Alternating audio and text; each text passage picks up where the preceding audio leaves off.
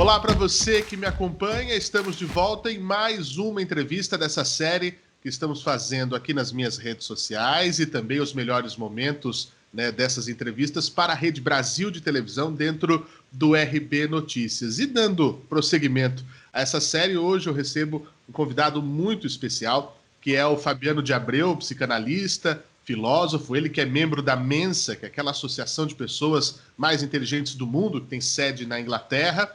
Enfim, é um especialista em estudos da mente humana, membro e sócio do Centro de Pesquisas e Análises Heráclito, com sede em Portugal e parceria no Brasil, até porque o Fabiano está em Portugal e nos atende para falar sobre esse lado comportamental, né, dessa pandemia de coronavírus que estamos enfrentando e alguns assuntos ligados a isso, porque o Fabiano é um cara que consegue transitar em vários e vários assuntos. Fabiano, muito obrigado, viu, por dedicar um pouquinho do seu tempo. Estamos aí do outro lado do Atlântico. É muito bom tê-lo aqui. Muito obrigado por falar comigo hoje.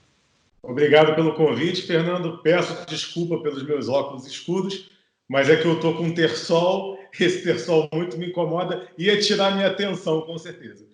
Imagina, isso não é nada. Muito obrigado mesmo por dispor o tempo aqui com a gente. Bom, o coronavírus, a pandemia, não é, Fabiano? Muito além da saúde física, né? Dos sintomas que a gente tanto vem falando nos últimos dias aí, a questão da tosse, a falta de ar, os sintomas que começam com uma gripe, viram uma pneumonia. Nós temos que pensar também nos sintomas emocionais e nos sintomas de comportamento de toda uma sociedade?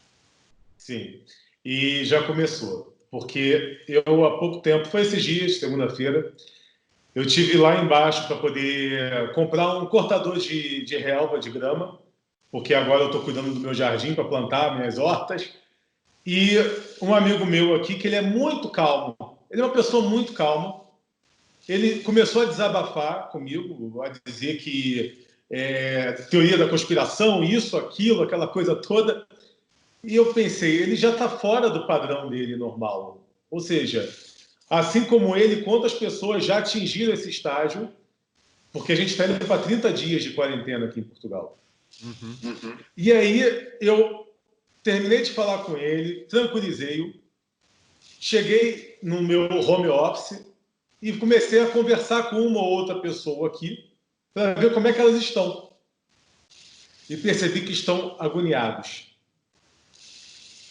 E o problema maior é que, neste momento, as estatísticas da doença ainda não convenceram a muitos. Porque, por exemplo, aqui em Portugal, morrem 400 pessoas por mês de pneumonia simples. E as mortes por coronavírus foi menos da metade disso. Ou seja, as pessoas elas ainda não acreditaram no perigo da doença e estão mais preocupadas com a questão econômica. Por quê? Porque Portugal passou por crises. Se você for acompanhar a história de Portugal, Portugal até Salazar passou por um momento, foi a maior potência do mundo, foi a maior colônia do mundo, e depois, quando começou a sua queda, foi a queda livre. Chegou um ponto das pessoas passarem dificuldade, fome, e aí chegou o Salazar, que conseguiu amenizar um pouco, mas nunca Portugal se recuperou como os outros países europeus. Então as pessoas aqui têm um lado bom e um lado ruim. O lado ruim é que tem pavor de ter que passar dificuldade. O lado bom é que aqui estão mais acostumados. Então todos estão plantando suas hortas, seus jardins, já estão colocando... Eu, por exemplo, já plantei batata, cebola, tomate, já plantei tudo aqui já. Estou vendo ovelhas nos outros quintais, as pessoas estão colocando... Elas estão se preparando mesmo. Então, essa atitude que eu vejo deles de se preparar para o pior é algo interessante. Enquanto a minha irmã, por exemplo, no Brasil, foi ao banco ontem e filmou o tamanho da fila nos bancos que tem naquela região lá do Rio de Janeiro, com vários bancos, um do lado do outro, um trepado em cima do outro praticamente ali. E eu olhei e falei, nossa, que diferença, né? Aqui, se você for no banco, você não vai ver isso de forma alguma. Existe um distanciamento que é interessantíssimo. Supermercado, por exemplo, você vê um lá, o outro a tantos metros, parece que pegam régua para medir. e mantém a distância. E a maioria com máscara e com luva. Agora, pois não. Pode continuar. Fabiano, o seguinte, né? A gente vê algumas questões que parecem ser culturais, né? Parece que os lugares onde já estão acostumados a passar por momentos de dificuldade, é como se houvesse um melhor preparo das pessoas em relação a isso do que aqui no Brasil. Eu não consigo imaginar quando foi isso, talvez na gripe espanhola, que a gente teve há 102 anos, a última vez que o Brasil se viu num caos tão grande de uma epidemia. Nem mesmo as situações de dengue chegaram perto disso. Essa questão, tem lugares que estão mais preparados porque vivem mais essa situação, eles reagem de uma maneira, e outros a coisa parece mais deslocada, mais desesperada, como é o próprio caso do Brasil? Olha, eu acho essa teoria muito complexa. Primeiro, lembra que antes da gente começar, eu te falei dos meus objetos arqueológicos que eu tenho aqui? Então, dentro do meu estudo da mente humana, tudo está relacionado ao passado. A gente carrega uma memória genética desde que a gente nasce. Tanto que nós chamamos o instinto, como é que o neném já começa mamando. Todas as reações de um bebê é o instinto de uma memória genética. Então, tudo que nós fizemos no nosso passado acarreta. Eu vou dar um exemplo simples. O câncer hoje nada mais é do que você interromper um ciclo cronológico normal de evolução. O câncer que mais mata? Pulmão, mama e intestino. Sim, claro, intestino por causa da alimentação. Não é a mesma. Pulmão, poluição, cigarro. De mama, as mulheres tinham filho mais cedo. E hoje tem filhos mais tarde ou não tem filho. Está tudo relacionado com você interromper uma idade cronológica de evolução. Tudo está relacionado. Então, se a gente for partir desse princípio da memória genética, por exemplo, você, Fernando, você tem europeu no teu sangue. Sim. Então, teus antepassados viveram também dificuldade. Se a pessoa for negra, por exemplo, a pessoa é 100% negra e não conhece outros antepassados que não foram negros, também passaram dificuldade. Qual a raça humana que não passou dificuldade nos seus antepassados? Então, eu acho isso meio complexo, porque assim, porque na Europa as pessoas estão acostumadas a passar dificuldade. Tá, mas qual a diferença do europeu de 1940 para cá do brasileiro de 1940 para cá? Tem razão. Né? Tudo bem, teve o pós-guerra na Europa, Alemanha principalmente. A Segunda Guerra Mundial acabou em 45. Aí veio o pós-guerra. Então, esse povo do pós-guerra, aí nesse quesito... Mas quantos europeus saíram do pós-guerra e foram para o Brasil? Eu morei numa cidade, Blumenau, Santa Catarina, por um ano, que tinham vários alemães que fugiram da guerra. Sim. Então, o povo também participou de situações precárias na humanidade que está dentro do seu código genético. Eu acho que vai mais da cultura que foi implantada dentro da região, no caso do Brasil. Primeiro que o Brasil, a gente tem que distinguir por estados. Aqui em Portugal as pessoas falam, porque o Brasil é muito quente. Eu falo assim, por que o Brasil é muito quente? Não, porque lá só faz calor. Não, o sul do Brasil faz mais frio que Portugal. Ou seja, as pessoas não sabem a realidade. Você está se referindo ao quê? Ao Nordeste? Realmente, o Nordeste faz calor o ano inteiro. O Rio de Janeiro faz calor o ano inteiro. São Paulo faz um frio no inverno que é equiparado aqui a Portugal. Então, primeiro a gente tem que definir qual estado. Se você for avaliar o que acontece no Rio Grande do Sul, Paraná, Santa Catarina, Rio, Minas Gerais, são diferentes, os comportamentos mudam um pouco. Então, isso está relacionado à própria cultura que foi implantada naquela região em específico. Tem um olhar diferente, então, em cima disso, né? É uma questão que as pessoas não se atentam. Exato.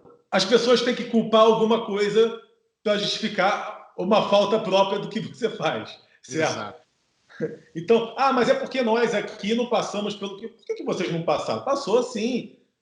A leva de migração europeia para o Brasil foram várias. 1945 para cima foram várias. Depois da Primeira Guerra Mundial, 1920, em diante, várias pessoas para o Brasil. Ou seja, essa cultura também é introduzida no local, na região. E aí, se você for mais atrás, a época da escravidão, não faz muito tempo que acabou a época da escravidão. Entendeu? E os escravos, eles passavam dificuldade lá na África. Porque, ao contrário do que muitos pensam e do que a escola ensina, não é aquela historinha que o português foi na África e falou assim, ó, vou te escravizar, vem. Não. Tem relatos, provas de que o rei de Portugal, na época, trocava cartas com o rei do Congo, em que o rei do Congo negociava os seus escravos. Porque, na época, a escravidão era cultural. Todos os povos tinham escravos. E quem eram os escravos? Eram os presos, os que perderam aquela guerra tribal. Uhum. Então, aqueles negros que o rei do Congo, que Congo foi a primeira massa de escravos, pensam que era Angola, não era. Congo foi a grande massa de escravos. Então, aquele rei negociava seus escravos em troca de roupa, de comidas diferentes, do prazer da realeza tribal dele. Então, esses escravos que foram para o Brasil, eles passaram dificuldade, porque eles já eram escravos na África e já passavam necessidade nas suas tribos e foram para o Brasil também passando necessidade. Assim como o europeu que foi para o Brasil passava necessidade. Minha mãe, portuguesa, migrou com a família para o Brasil, porque na Ilha da Madeira a comida estava escassa, no pós-guerra. Então ela passou dificuldades também. Então, se for avaliar bem a fundo, todos no Brasil passaram dificuldade. A humanidade existe hoje e é desenvolvida por ter passado dificuldade. Porque quando você não passa dificuldade, você não procura evoluir. Essa é a questão. Às vezes as pessoas falam assim, mas os índios não desenvolveram. Os índios não saíram do lugar. Enquanto os europeus se desenvolveram, criaram, inventaram. Sim, o índio tinha sua plantação, a colheita dava o ano todo, então ele comia, ele não precisou desenvolver. Ele já estava satisfeito do que ele vivia ali. O europeu ele precisou desenvolver, porque tu pega um inverno rigoroso, que não tem plantação, aí você tem que ir para a caça, aí depois você vai para a tua agricultura no verão, então você se obriga a migrar e desenvolver. É uma lei natural, nós somos a evolução. Agora, Fabiano, falando desse nosso momento atual, né? Quarentena, coronavírus, você me trouxe uma informação aqui que, inclusive, bombou por aí, aumento dos divórcios na quarentena. Como é que a gente fala sobre... Será que as pessoas confinadas, né, passando mais tempo juntas, passaram a enxergar quem realmente estava ao seu lado, o seu companheiro, a sua companheira, e falaram, não tem mais condição? Que fenômeno é esse? Isso é interessante, porque eu também sou jornalista, né? Sim. E quando começou a quarentena, eu comecei a comentar isso aqui na minha redação, que a gente chama assessoria de imprensa aqui também. E eu comentei isso, vai aumentar o número de divórcios, porque as pessoas estão casadas com trabalho e agora tem que conviver em casa, vai aumentar. Aí eu vou escrever sobre isso. Eu fui escrever. Escrevi lá, publiquei lá, ninguém deu bola. Aí quando foi publicado no G1, o primeiro artigo dizendo que na China aumenta o número de divórcios, aí começaram a olhar o meu artigo e publicar. Mas foi interessante, porque saiu no Brasil, saiu em Portugal, saiu em Angola, e a L'Officiel da França gostou do artigo e publicou na França também. E a revista L'Officiel é uma revista bem conhecida. Eu fico feliz porque o meu trabalho ele é assessoria de imprensa e eu não tenho muito tempo para outras coisas. A minha psicanálise e filosofia ela é em prol de ajudar, porque eu preciso me sentir útil nessa vida. Não adianta nada eu viver e não fazer qualquer coisa para que outros possam melhorar as suas vidas. Até porque esse é um comboio social. Se eu melhoro a vida do Fernando, Fernando fica feliz e melhora a minha vida. Se eu melhoro a vida de todos, todos ficam felizes e com todos felizes eu vou melhorar a minha vida também. Então, é uma via de mão dupla. Exatamente. Em relação ao que aconteceu em relação à quarentena, que era um tanto quanto nítido que isso ia acontecer, principalmente na China, em países... porque a China ela é um partido comunista, mas ela é muito capitalista na maneira de viver, se você for analisar. O comunismo lá é mais pela questão do poder absoluto daquela cúpula, né? Essa é a realidade. Então, o que acontece? Os chineses trabalham muito. Eu conheço muitos chineses. Em 2008, a crise de 2008, eu interrompi um ciclo meu de hardware, que eu era importador de hardware, e eu trabalhava com chineses. Eu cheguei a fabricar coisas na China. E eu conheço bem o chinês, ele casa com o trabalho de uma maneira assim absoluta. Eles criam aquela reta e vão. Agora você imagina, você vai lá e casa, e aí você casou, só porque você tem que casar, você tem que construir a família. E você começa a trabalhar, ocupar seu tempo com trabalho, mídia social. Hoje em dia é isso. Mídia social, trabalho, isso se você não vincula os dois. Trabalhar na mídia social ou a mídia social que trabalha. Aliás, se não, todos vinculam, né? Todos vinculam a mídia social ao trabalho. E aí você fica internado naquilo. E aí quando você entra em quarentena e passa a conviver com aquela pessoa que está do seu lado, que você começa a notar quem é aquela pessoa, ou vai viver coisas que você não vivia. E o diferente, ele incomoda, né? Quando é algo diferente, ele incomoda. E, mais ainda, a situação da quarentena, o medo não, eu não chamo de medo da doença, porque eu não acredito que as pessoas tenham medo da doença ainda. Elas têm o receio. Porque o medo da doença, a não ser que a pessoa pegue, aí ela fica com medo. Ou alguém próximo a ela, aí você fica com medo. Mas enquanto não tem ninguém próximo a você, não é medo ainda, é receio. A não ser que fosse um vírus zumbi, que tivesse zumbi na sua porta, aí tudo bem. Aí você teria medo, quando está perto de você. Então, o receio também da crise econômica mexe com o nervo das pessoas. E a quebra da tua rotina também. Então você quebrou a tua rotina, passou a conviver com a pessoa, está com nervos à flor da pele, e aí você começa a discutir com aquela pessoa e pronto. Aí começa o tumulto interno dentro de uma coisa que estava fora do teu cotidiano. Sem contar que tem pessoas que mantêm o casamento por insegurança, tem pessoas que mantêm o casamento por comodismo, preguiça. Eu sei que eu tenho alguém para contar ali. Eu já sei que eu tenho alguém ali. Porque é mais difícil ser solteiro. Agora, é o que eu digo. Esse é o momento para manter o equilíbrio e pensar de forma inteligente. Duas cabeças pensam melhor do que uma. Então, se você tem o teu parceiro, a sua parceira em casa, e você procurar, ao invés de entrar em conflito com ele, com a pessoa, você unir os dois cérebros para tomar medidas para o presente e para o futuro, é muito mais vantajoso. Inclusive, um pode estar mais equilibrado que o outro. E esse equilíbrio ajudar um ao outro.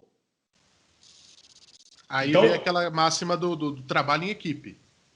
Exatamente. Vou dar um exemplo. Eu sentei com a minha mulher numa conversa que parece louca, mas eu falei com ela, olha, se o mundo chegar a uma crise a ponto de passar fome, eu já resolvi aquele terreno que a gente tem ali e já plantei uma linha de batata que dá para metade do ano. E ela se interessou no assunto, ela ficou, e o que mais que você plantou? Eu plantei pimentão, eu plantei isso, plantei uma porção de coisa no terreno que tem lá. Para caso chegue uma crise muito severa, a gente já tem, e eu estou aprendendo a fazer colheita para caso isso aconteça. Parece que alguém pode ouvir isso e pensar, que exagero. Por que exagero? Eu adoro filme de zumbi, adoro filme de fim do mundo. E eu sempre deixei latinhas de atum acumuladas na minha casa. Me faz bem aquilo. Somos dois. A minha vizinha... Tu faz também isso? Eu também. Muito bom. A minha vizinha ria de mim. E quando começou o surto, ela falou, Fabiano, lembrei de ti. Aquela portuguesona que não para, né? Não para um instante. Ela falou, lembrei de ti. Eu falei, por quê? Por causa das suas latas de atum. Aí. Não é? vai que ela se torna necessária. Então, esse momento junto com ela, para a gente já armar, se proteger, se precaver, já foi algo interessante em parceria. E também a questão do trabalho, do que como a gente vai fazer com o trabalho agora e o que nós vamos fazer. Eu abri, por exemplo, o centro de pesquisa aqui em Portugal. E eu tenho o centro de pesquisa no Brasil também com uma neuropsicóloga bem famosa. E agora eu abri na Holanda com uma especialista em superdotados na Holanda. Que bacana. Bacana. E ela assinou o contrato comigo e abriu o centro de pesquisa também na Holanda. Ou seja, eu estou pegando agora essa quarentena e focando no centro de pesquisa, que é algo que eu tenho por prazer, porque se eu já tivesse aberto esse centro de pesquisa 2 anos atrás, eu estaria fazendo teste de vacina agora para tentar contribuir. Porque centro de pesquisa é um leque. Não é porque eu sou psicanalista e filósofo, jornalista, que o centro de pesquisa é só isso, não. Eu tenho uma arqueóloga, eu tenho um teólogo, neuropsicóloga, tenho um nutricionista.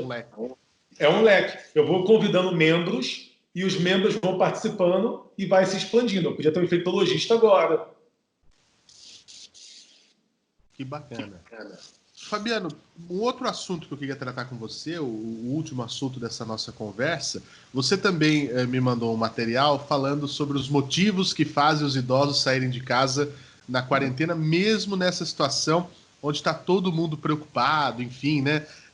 Eu vi muitos memes na internet, eu mesmo preocupado com os meus pais que estão longe de mim, né? Muita gente, porque agora parece que eles que são as crianças, que a gente tem que ficar falando para não fazer, para não, olha isso, olha aquilo, e eles parecem que não estão nem aí. Muitos vídeos na internet mostrando as pessoas filmando idosos na rua, tal. Por que os idosos, eles não parecem, pelo menos parecem não se importar com a quarentena, mesmo estando claro que fazem parte de um grupo de risco relacionado a essa doença? É algo também comportamental? Esse é um tema que eu pensei... Eu estava vendo alguns vídeos aqui em Portugal. Portugal é muito engraçado, que os idosos são bravos aqui, né? E aí a polícia mandando ir para casa e ela... Tu não manda em mim. Tu não manda em mim. Acima da lei. A doença, senhora, se eu pegar, o problema é meu, a vida é minha. E a quarentena em Portugal, ela não obriga as pessoas a ficarem em casa. Aqui em Portugal, a quarentena é uma questão de consenso. É uma consciência que todos estão tendo coletiva e fazendo, mas não existe uma lei que obrigue aqui em Portugal você ficar em casa. Aí eu desci lá, eu vou para a farmácia ou para o mercado. Eu fiz compra de mercado para quase um mês, mas eu prefiro fazer 15 dias, porque o próprio governo orientou que fizesse de 15 dias, que é melhor do que um mês, para não deixar sem mercadoria para os outros. Exato. E eu procuro ser muito correto, porque se eles disseram isso, são especialistas, então eles estão certos no que eles estão pedindo. Aí eu desci, idoso. Caramba! Aí comecei a lembrar dos vídeos dos idosos na rua e tal. Aí eu tenho lá embaixo, eu tenho minha mini floresta ali embaixo, que são árvores de tangerina, laranja, pêssego, maçã e etc.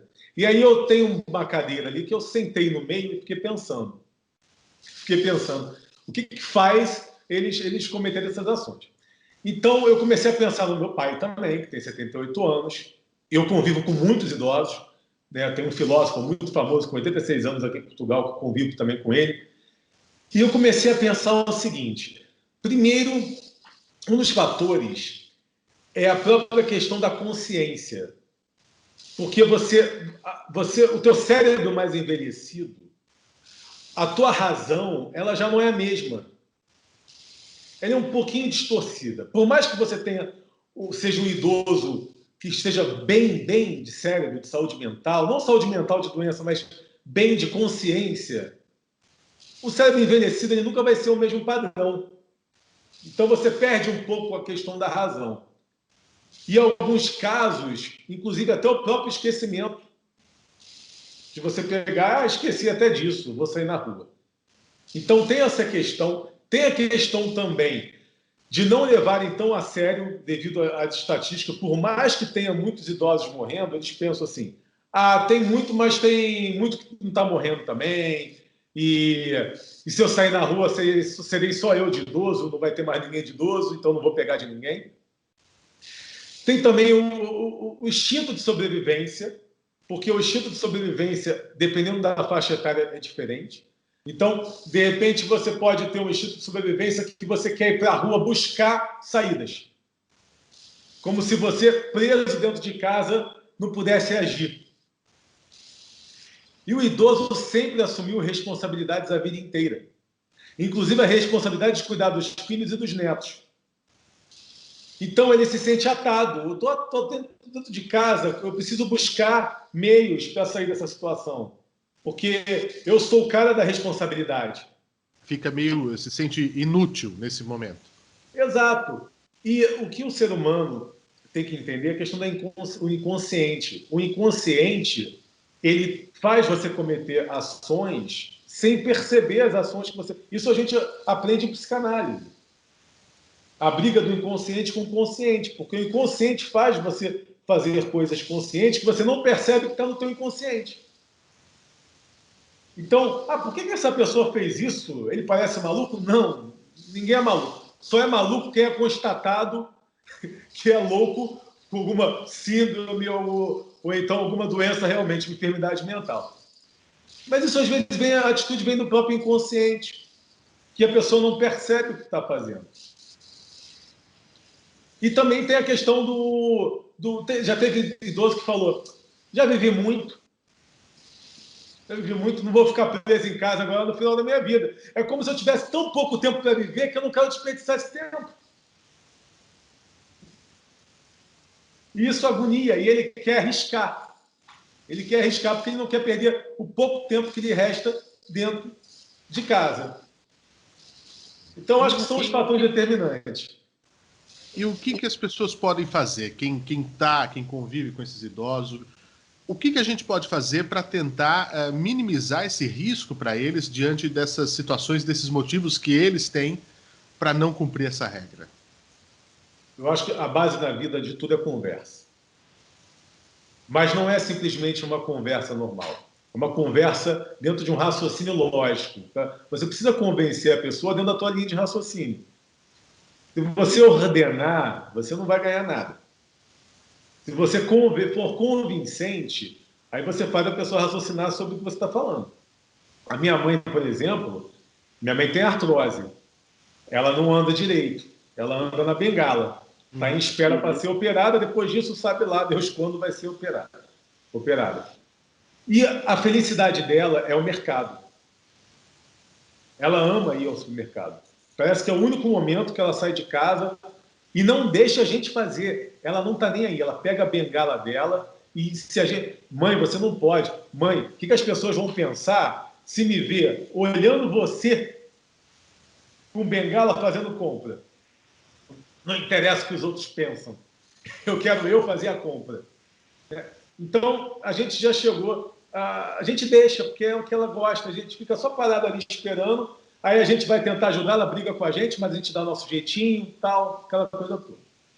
Semana passada, eu falei, precisamos ir no mercado. Ela falou, tá bom, vou me arrumar. Mãe, você não pode ir no mercado. Aí ela, posso sim, nem tem contagem direito aqui. O número de contaminados aqui é pequeno, de infectados aqui é pequeno, então não tem risco. Mãe, a senhora não pode, é lei.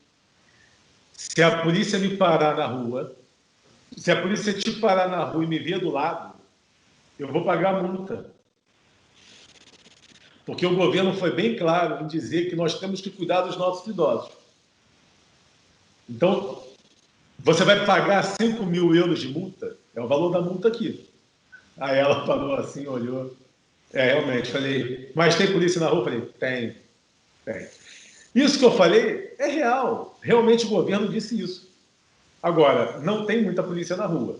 Dava para ir e voltar sem ter polícia, porque só tem 1 ou 2 carros passando nessa região. Mas eu falei que tem muita polícia na rua, porque senão eu não convenço. Ainda mais que ele é cabeça dura, então não convenceria. Então ela ficou tranquila em relação a isso. Eu fui lá, fiz a compra dela e voltei. A compra da casa inteira, né? E voltei. Então a gente tem que conversar com eles, tem que arrumar tarefas. Olha, eu coloquei meu pai para capinar, porque meu pai é uma pessoa... Meu pai é um senhor com 78 anos que sobe em árvore. Eu tive que mandar ele descer da árvore outro dia. Eu falei, olha, já que tu tem disposição, então me ajuda ali na horta, pai. Então eu estou delegando tarefas dentro dos seus limites. E de um jeito que não é... eu não estou sobrecarregando-os. Eu não estou fazendo eles de escravo. Não. Cada um tem sua tarefa aqui. Todos aqui em casa têm a sua tarefa. E a tarefa dele é me ajudar na agricultura. E a outra tarefa que ele gosta de fazer é lavar a louça. Meu pai adora lavar a louça. Nunca vi. Ele se sente útil. E aí, no final, eu falo assim, pai, olha, é incrível. Tu não sabe como é bom essa louça lavada. Já viu como o senhor é útil? Porque ninguém gosta de lavar louça. E você De gosta. fato. Então você o idoso, ele tem que se sentir útil. E ele é útil, sim. A gente tem que saber determinar a melhor utilidade dele dentro dos seus limites. Muito bem. Fabiano, eu só tenho a agradecer você por esse momento, por essa conversa. Estava tão boa a conversa que eu até esqueci que estava sendo gravado. Parece que a gente estava conversando sobre coisas da vida. A ideia é essa, muito mais que uma entrevista, né? Nós que somos também jornalistas, né? É fazer um bate-papo para levar para as outras pessoas esse ponto de vista, essa maneira de enxergar as situações, o que deve, o que pode ser feito, o que podemos tirar disso, né? Afinal de contas, o mundo vai seguir, o que nós vamos fazer diante dessas situações. Por isso que tem essa cara de bate-papo, né, Fabiano? Acho que isso que deixa essa informalidade aproxima, né? Olha, parabéns, Fernando, muito bom. Olha, fluiu muito bem, é muito gostoso a conversa contigo e espero poder conversar com você outras vezes, não só no programa, mas também no particular. Pô, será um prazer, será um prazer. Afinal de contas, a gente expandir o nosso conhecimento e poder colaborar é sempre fundamental. A gente conversou aqui com o Fabiano de Abreu, que está lá em Portugal, brasileiro, está lá em Portugal, ele que é psicanalista, filósofo, jornalista, membro da Mensa, aquela associação internacional, né, das pessoas mais inteligentes do mundo, que fica na Inglaterra. Ele também é membro e sócio do Centro de Pesquisas e Análises Heráclito, que tem sede em Portugal, parceria no Brasil. Ele acabou de falar também dessa parceria na Holanda e estará aqui sempre para falar sobre vários assuntos. Fabiano, para quem quiser te encontrar, tem redes sociais, o que você pode deixar aqui para o pessoal para poder seguir o seu trabalho? Tem o Facebook, que é o Fabiano de Abreu, já me encontra. Aqui em Portugal, a maioria das pessoas usam mais Facebook do que Instagram. No Brasil, a maioria é Instagram, Fabiano de Abreu Oficial. De vez em quando eu boto um vídeo, coloco um vídeo do IGTV, mas eu sou péssimo nisso por causa da correria, né? Mas de vez em quando eu coloco lá. E é isso. Lá vai encontrar todas as minhas informações. E tem um monte de coluna também para as pessoas lerem. Olha, eu escrevo no Resiliência Humana, Seu Amigo Guru, O Segredo, Sabe as Palavras, Eu Sem Fronteiras, todos os sites maiores de filosofia, de resiliência e humanas, eu tenho coluna em todos eles. É só procurar lá que vai achar. Uma grande figura que eu tive o prazer de, no meio do coronavírus, conhecer, e é um amigo que vou levar aí para a vida inteira. Fabiano? A mais que vem para o bem. Sempre, sempre. Muito obrigado mais uma vez. Obrigado.